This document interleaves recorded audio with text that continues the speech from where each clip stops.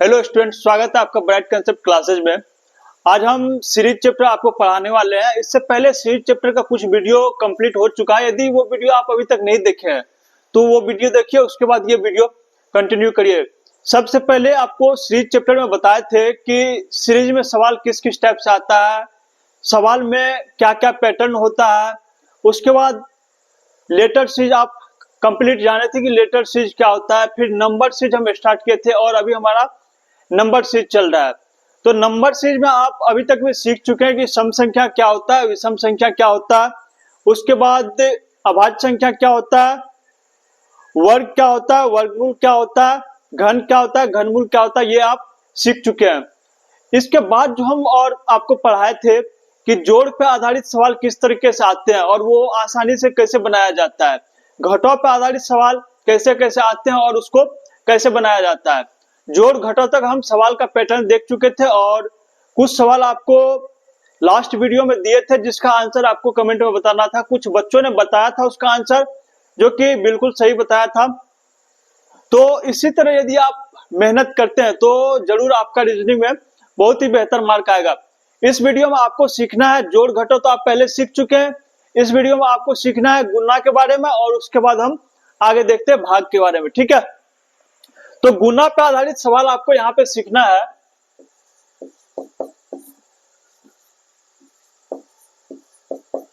गुना पर आधारित सवाल, जैसा कि क्लियर है यहाँ पे यदि गुना आ रहा है तो सवाल में आपको जो पैटर्न देखने को मिलेगा वहां पे भी गुना ही आएगा। ठीक है, सवाल हम डायरेक्ट स्टार्ट करते हैं। सवाल में वैसे कंसेप्ट तो कुछ है नहीं, डायरेक्ट हम सवाल के थ्रू ही आपको कंसेप्ट भी दिखाएंगे कि आखिर किस तरीके से लगता है। सवाल लेते हैं हम। एक सवाल है मेरे पास, मैं मार्कर चेंज कर लेता हूं।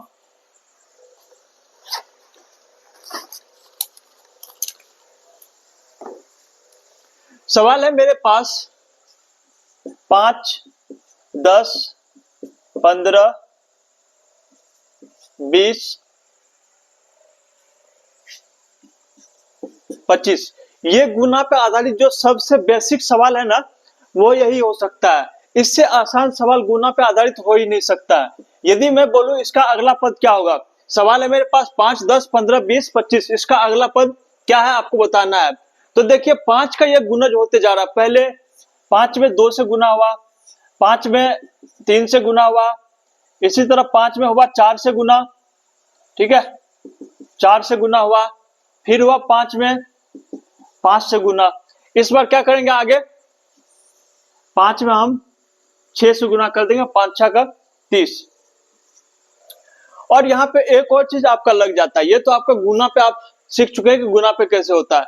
यहाँ पे आपका जो आप जोड़ वाला सीखे थे, जोड़ वाला भी अप्लाई हो जाता है। 5 में 5 जोड़े तो 10, 10 में 5 जोड़े 15, यानी कि 5 हर स्टेप में ऐड होता जा रहा है। तो वहां पे जोड़ वाला भी काम कर रहा है और गुना वाला भी काम कर रहा है। तो हम आगे बढ़ते हैं और दूसरा एग्जांपल लेते हैं जिसमें आप और भी डेप्थ में सीख पाएंगे। सवाल है मेरे पास, इसी तरह का सवाल लेते हैं, थोड़ा सा चेंज करते हैं। इसमें अगला पद आपको बताना है कि क्या होगा। सवाल है आपके पास 5, 10, 20, 40, इसका अगला पद क्या होगा। मेरे पास ये सवाल है, इसमें आपको जो खाली पद है वो बताना है आपको। अब देखिए यहाँ पे यदि आप थोड़ा भी सवाल देख रहे हैं और शुरुआत से यदि वीडियो देखते हैं तो आपको पता होगा कि सबसे पहले हम पैटर्न आइडेंटिफाई करते हैं कि पैटर्न आखिर बन क्या रहा है। 5 दूना 10, ठीक है, 10 दूना 20, 20 दूना 40, यानी कि जो भी अगला पद निकल रहा है पीछे वाला में 2 गुना करके आ रहा है। ठीक है, यदि 10 निकालना चाह रहे हैं तो हम 5 में 2 से गुना किए थे तो 10 आया। 20 निकालना चाह रहे हैं तो पिछला 10 था, उसमें 2 से गुना किए तो 20 आ गया। 40 निकालना था, 20 में हम 2 से गुना किए, 40 आ गया। यदि अगला निकालना हो तो इसमें 2 से गुना करेंगे तो आ जाएगा अगला पद, यानी कि 40 में हम यदि 2 से गुना करते हैं तो 80 आ जाता है, जो कि इसका सही आंसर होगा। तो गुना पर आधारित सवाल आप सीखने लगे हैं आसानी से। इसमें और हम टाइप को थोड़ा चेंज करते हैं, चलते हैं अगले उदाहरण पे, ठीक है। सवाल लेते हैं 1, 3, 12, 60। अगला पद आपको बताना है। पहला वाला जो सवाल लिए थे वहां पे पैटर्न कुछ और था कि हर स्टेप में अगला गुना होता जाता था। जैसे 5 में हम 5 का गुणज था, स्पेशली समझिए कि पहला सब 5 का गुणज था। दूसरा में क्या हुआ, हर स्टेप जो था अपने पिछले वाला से 2 गुना ज्यादा था, यानी कि जो भी है 2 गुना करते जा रहे हैं तो अगला पद मिलता जा रहा है। अब यहाँ पे देखिए इसमें क्या पैटर्न यूज हो रहा है। 1 को यदि हम 3 से गुना करते हैं तो आ जाता है 3। 1 को यदि 3 से गुना करते हैं तो 3 आ जाता है। वही हम 3 को जब 4 से गुना करते हैं तो 12 आ जाता है। 3 को 4 से गुना करते हैं तो क्या आ जाता है, 12 आ जाता है। और 12 पंचा 60, 12 में 5 से गुना किए तो 60 आ गया। अब देखिए यहाँ पे क्या पैटर्न दिख गया आपको, पहले 3 से गुना था, फिर 4 से गुना है, फिर 5 से गुना है, 3, 4, 5, यानी कि आगे 6, 3, 4, 5 आगे 6, ठीक है। तो आगे हम गुना करेंगे 6 से किस में, 60 में। यदि 60 में हम 6 से गुना करते हैं, 6 का 36, यानी कि 1 0 लगा देंगे, 360 आ जाएगा इसका सही आंसर। पैटर्न आप अभी अलग अलग तरह से देख रहे हैं कि सब पैटर्न मेरे पास अलग अलग आ रहा है, ठीक है। सवाल में आप यही सब अप्लाई करेंगे, इसके बाद आपको पैटर्न दिखने लगेगा। अगला एक और सवाल लेते हैं। 5 है, 25 है, 100 है और 300 है। अगला पद आपको बताना है कि क्या होगा।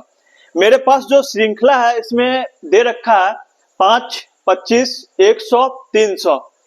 इसमें अगला पद 300 के बाद क्या होगा ये आपको बताना है। अब देखिए यहाँ पे पैटर्न बना कैसे है। 5 में आप गुना करिए, कितना से गुना करेंगे तो 25 आ जाएगा। 5 से गुना करेंगे, 25 में कितना से गुना करें तो 100 आ जाएगा। 4 से गुना करना होगा तो 100 आ जाएगा। 100 से 300 पे जाने के लिए हमको 3 से गुना करना होगा। अब यहाँ पे आप पैटर्न देखिए, पहले तो हम किए 5 से गुना, फिर किए 4 से गुना, फिर किए 3 से गुना, यानी कि हर स्टेप में 1 कम होता गया। अब क्या होगा, 3 से आगे 1 कम होगा तो हो जाएगा 2 से गुना। 300 में यदि हम 2 से गुना करते हैं तो आ जाता है 300 गुना 2, यानी कि 600 इसका सही आंसर हो जाएगा। यदि 600 के बाद हम अगला निकालना चाहे तो अगला क्या हो जाएगा, 1 कम हो जाएगा। 1 कम यानी कि यहाँ पे 2 था, 1 कम करते हैं 1 से गुना। 600 में यदि हम 1 से गुना करते हैं तो 600 ही आ जाता है, ठीक है। यहाँ पे आप सीखे थे पहले 3 से गुना था, 4 से गुना, 5 से गुना, 6 से गुना, यानी कि हर स्टेप में एक एक संख्या बढ़ता था और उससे गुना हो जाता था। इसमें आप देखें कि हर एक स्टेप में एक संख्या कम होते गया। 5 था पहले, 4 हुआ, 1 कम हुआ, 3 हुआ, 2 हुआ, फिर 1 हुआ, एक एक कम होते गया और उससे संख्या में गुना होता गया, तो अगला पद हमको मिल गया। सवाल चेंज करते हैं, अगला सवाल लेते हैं। सवाल है मेरे पास 4, 9, 19, 39 और 79। इससे आगे का पद आपको बताना है। सवाल है 4, 9, 19, 39 और 79। इतना मेरे पास है और जो खाली पद है वो आपको बताना है। तो सबसे पहले हम पता करेंगे कि यहाँ पे पैटर्न क्या बन रहा है। 4 से हम देखेंगे कि 9 में आखिर क्या संबंध है, 4 से 9 में क्या संबंध है। लास्ट वीडियो में आपको एक चीज बताए थे, जब संख्या बढ़ता है और जब संख्या घटता है, यानी कि सीरीज देखेंगे बढ़ रहा है या घट रहा है। यदि बढ़ रहा है तो यहाँ या तो प्लस का पहले हम उपयोग करना स्टार्ट करेंगे, यानी कि देखेंगे कि पहले जोड़ वाला चीज लग रहा है कि नहीं, जोड़ वाला नहीं लगेगा तो गुना वाला हम चेक करेंगे, ठीक है। और यदि सीरीज घट रहा है तो सबसे पहले हम घटाव का उपयोग करेंगे और उसके बाद जब आप भाग सीखेंगे तो भाग का भी उपयोग करना स्टार्ट कर देंगे। तो यदि यहाँ पे देखिए 4 है, उसके बाद 9 है, 19 है, 4 से ज्यादा है 9, 9 से ज्यादा है 19। यहाँ पे हम जोड़ वाला अभी आपको स्पेशली गुना सिखा रहे हैं, तो हम गुना पे जाते हैं। इसके बाद जब आप वीडियो देखेंगे तो वहां पे मिक्स आ जाएगा, यानी कि जोड़ के साथ गुना भी आने लगेगा, गुना के साथ जोड़, इसी तरह जितने भी आपके पास गणितीय वो जोड़ घटाव गुना भाग है, ये सब आपको मिक्स आने लगेंगे। ठीक है, यहाँ आप देखिए 4 में यदि 2 से गुना करें, 4 दूना 8, और 9 पे जाने के लिए हमको क्या करना होगा, +1 करना होगा। जिस चीज का हम बात कर रहे थे वो चीज यहाँ पे आ ही गया। 4 दूना 8, 1 9, यानी कि यहाँ पे गुना भी अप्लाई हो रहा है और जोड़ भी अप्लाई हो रहा है। ठीक है, वही देखिए आप 9 में यदि हम 2 से गुना करें 18 और +1, यहां तक में अभी हमको पैटर्न दिख चुका है कि पहले 2 से गुना करते हैं और 1 ऐड कर देते हैं। तो सिर्फ 2 से तो काम नहीं चलेगा, हमको आगे भी वेरीफाई करना पड़ेगा कि आगे ये पैटर्न यूज हो रहा है कि नहीं, ये पूरे सीरीज पे काम कर रहा है कि नहीं। 19 दूना 38 और 1 39, 39 दूना 78 और 1 79। अब हम देख चुके हैं, यहाँ भी वही था, यहाँ भी वही है, यहाँ भी, तो सेम चीज हमको फॉलो कर जाएगा। तो 79 में हम करेंगे 2 से गुना और जितना भी आएगा 1 ऐड कर देंगे। 9 दूना 18 का 8 हासिल 1, 7 दूनी 14, 1 15, यानी कि 158 आता है 2 गुना करने पे, और यदि 1 हम ऐड कर देते हैं तो 159 इसका सही आंसर हो जाएगा। ये चीज आप समझ चुके होंगे। एक और सवाल लेते हैं हम, 6 7 15 46।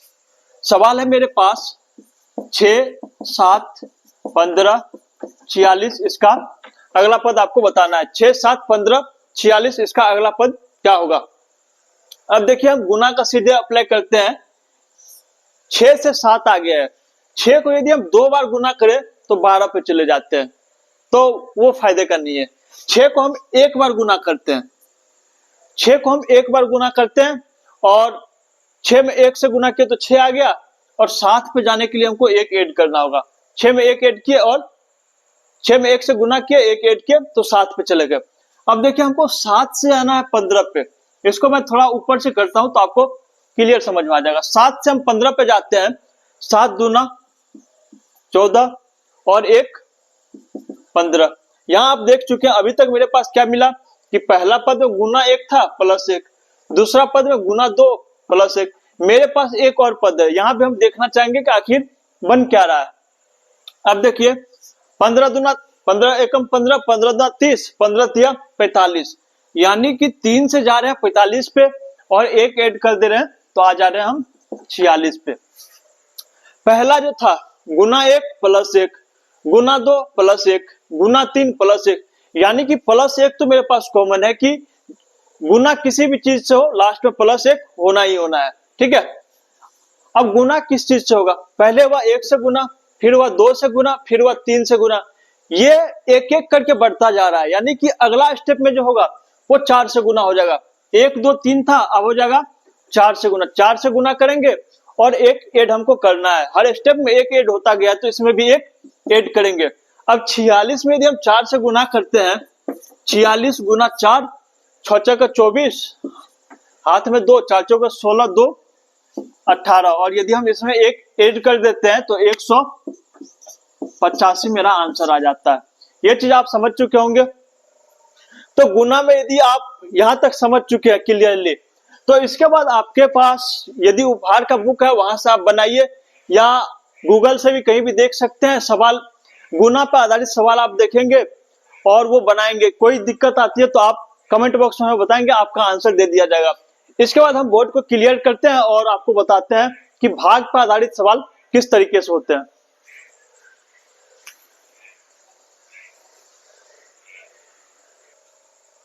अभी तक आप सीख चुके हैं कि गुना पर आधारित सवाल किस तरीके से आते हैं, यानी कि जब सीरीज में गुना का मतलब जब सीरीज में गुना लगा होता है, गुना पर आधारित सवाल किस तरीके से आता है, ये अभी तक में आप सीख चुके हैं। अब आप सीखेंगे कि भाग पर आधारित सवाल कैसे होता है, यानी कि भाग को हम बोलते हैं डिवीजन। डिवीजन पर आधारित सवाल किस तरीके से होता है वो आप यहाँ पे सीखेंगे आसानी से। सवाल का हम सीधे उदाहरण लेते हैं और उदाहरण के थ्रू ही कॉन्सेप्ट को आपको समझाते हैं। उदाहरण है मेरे पास, एक छोटा सा उदाहरण लेते हैं, 400, 200, 150। यदि आप इस सीरीज को देखते हैं, इस श्रृंखला को देखते हैं 400, 200, 100 और 50, तो यहाँ आप आसानी से समझ पाएंगे कि हर अगला स्टेप में पिछला वाला से आधा होते गया है। यानी कि 400 से हम जब 200 पे गए तो 400 का आधा किए तो 200 पे आ गया। वैसे यदि 200 से 100 पे गए तो 200 का आधा किए तो 100 पे आ गए, 100 से आधा किए तो 50 पे आ गए। हर स्टेप में आधा होते जा रहा है। 400 में यदि हम 2 से भाग किए तो 200 पे आ गए, और 200 में यदि 2 से भाग किए तो 100 पे आ गए, और 100 में हम 2 से भाग किए तो 50 पे आ गए। हर स्टेप में 2 से भाग करते जाते हैं तो मेरे पास क्या आता है, अगला स्टेप आता है। तो 50 में हम यदि 2 से भाग कर देंगे तो क्या आ जाएगा, 50 में 2 से भाग कर देंगे तो 25 आ जाएगा। तो आप यहां से देख चुके हैं कि भाग पर आधारित सवाल किस तरीके से आता है सीरीज में। इसके बाद एक और उदाहरण लेते हैं हम और आपको बताते हैं कि इससे थोड़ा अलग पैटर्न किस तरीके से होता है। सवाल है मेरे पास 729, 243, 81। इसमें बताना है कि आपको अगला पद क्या होगा। मेरे पास अभी श्रृंखला है 729, 243, 81 और अगला पद बताना है कि क्या होगा। ठीक है, अब देखिए 729 से 243।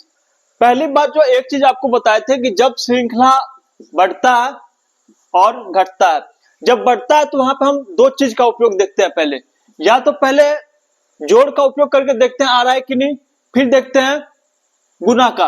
ठीक है, जोड़ और गुना का उपयोग करते हैं पहले जब श्रृंखला बढ़ता है। जब घटता है तो वहां पे हम उपयोग करना जानते हैं कि माइनस उपयोग करेंगे या नहीं तो भाग। ठीक है, अभी आप इतना ही सीखे हैं, जोड़, गुना, घटा और भाग। तो पहले आप इसी का उपयोग करेंगे। जब बढ़ेगा तो जोड़ देखेंगे या गुना देखेंगे, यदि घटेगा तो माइनस देखेंगे और भाग देखेंगे।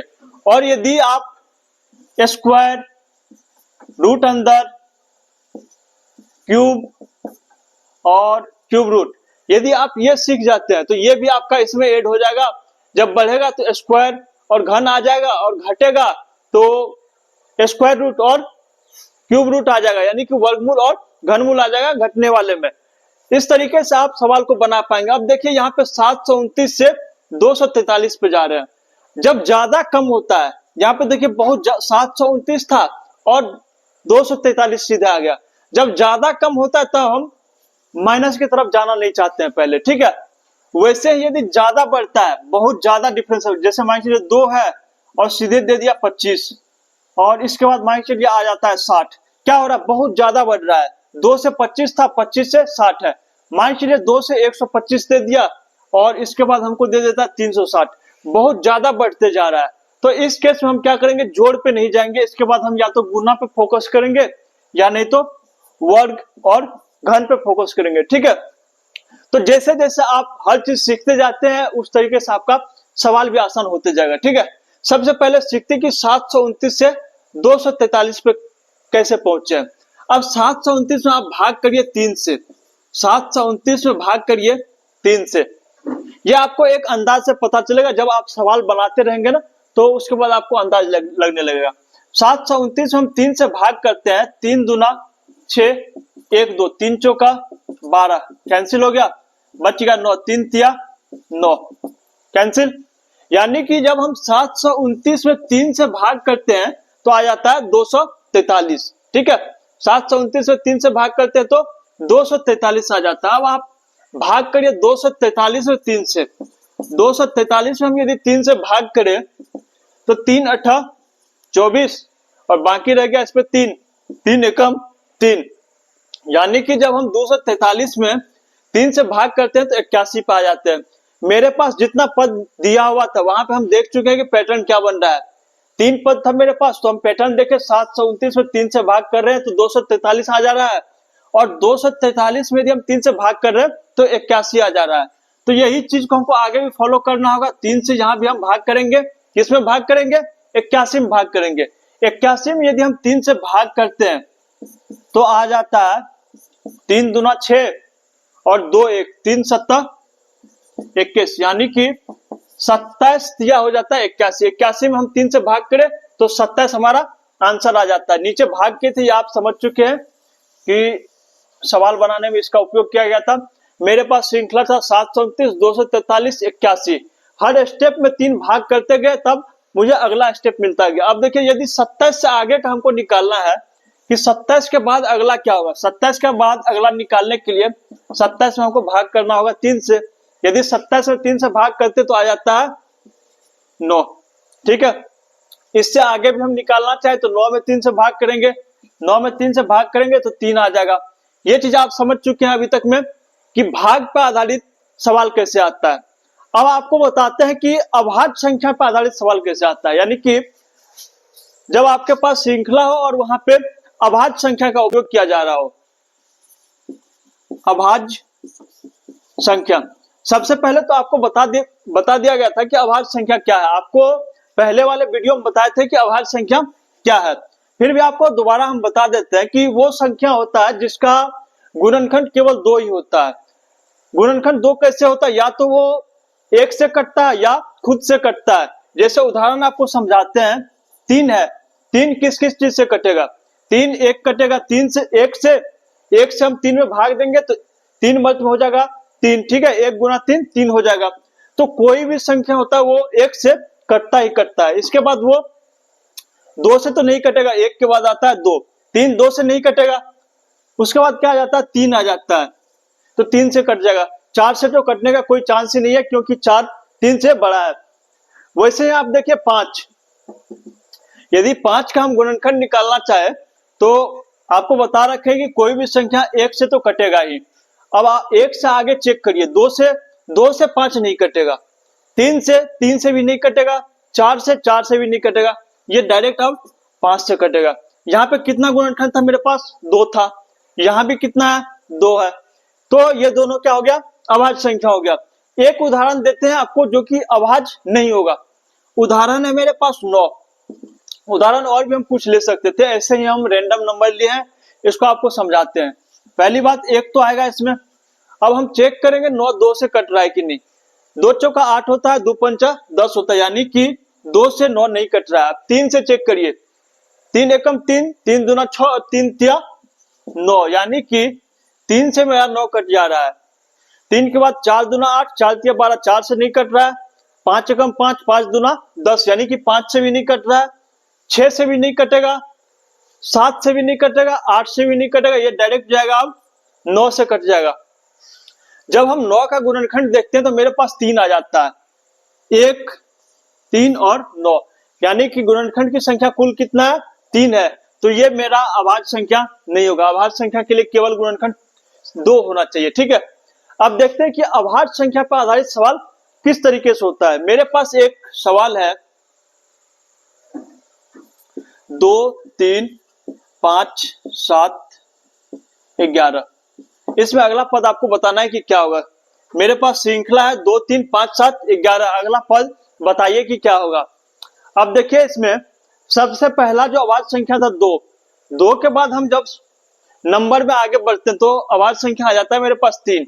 ये जो अभी आपके पास लिखा हुआ है, एक मैं नंबर लिखता हूं, 4 5 6 7 8 9 10 11 12 13 14 15 16 17 18 19 20, मैं 20 तक संख्या लिख चुका हूं बोर्ड पे।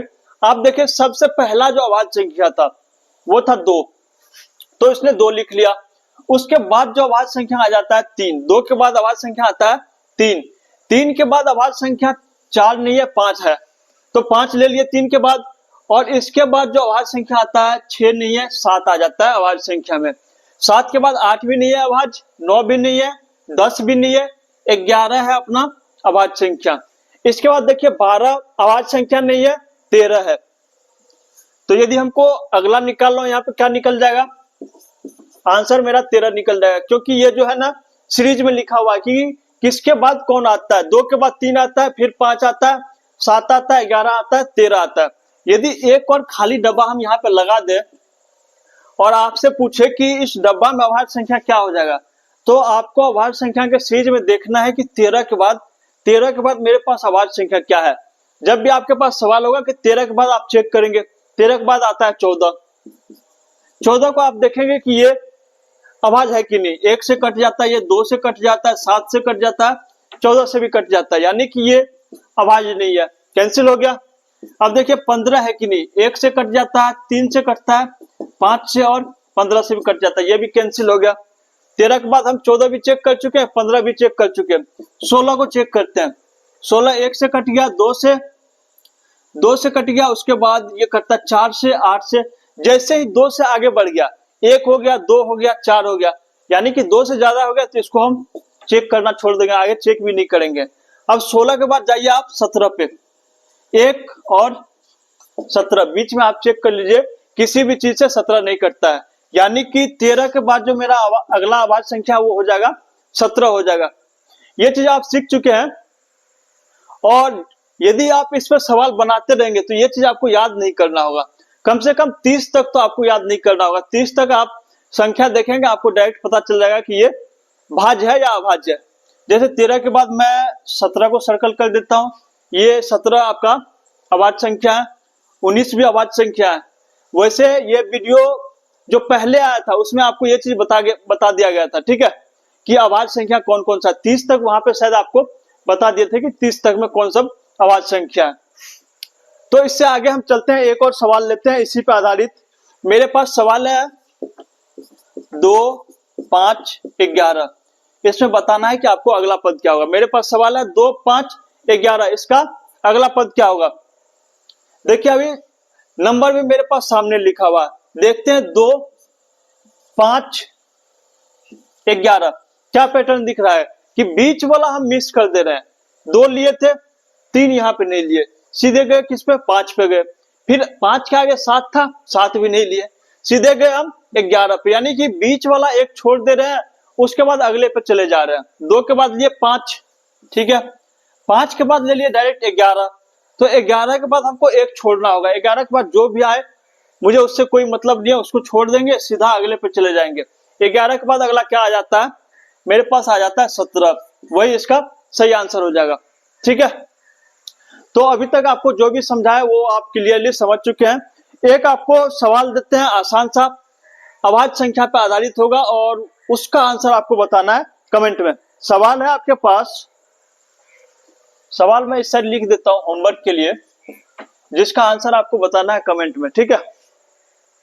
सवाल है 29, 23, 19, 17। इसका अगला पद आपको बताना है कि क्या होगा। सवाल आपके पास है 29, 23, 19 और 17। इसका अगला पद आपको बताना है और वो कमेंट बॉक्स में इसका रिप्लाई करना है, जिससे कि हमको पता चल जाएगा कि आप आज वाला जो भी चीज आपको पढ़ा है, गुणा पे आधारित सवाल, भाग पे आधारित सवाल और अभाज्य संख्या पे आधारित सवाल, ये आप क्लियर समझे हैं कि नहीं, ये वो हमको वहां से पता चल जाएगा, ठीक है। तो आपको रिप्लाई देना ही देना है, उसका आंसर करना ही करना है। वीडियो को हम समाप्त करेंगे, तब तक के लिए आप बने रहे। जय हिंद।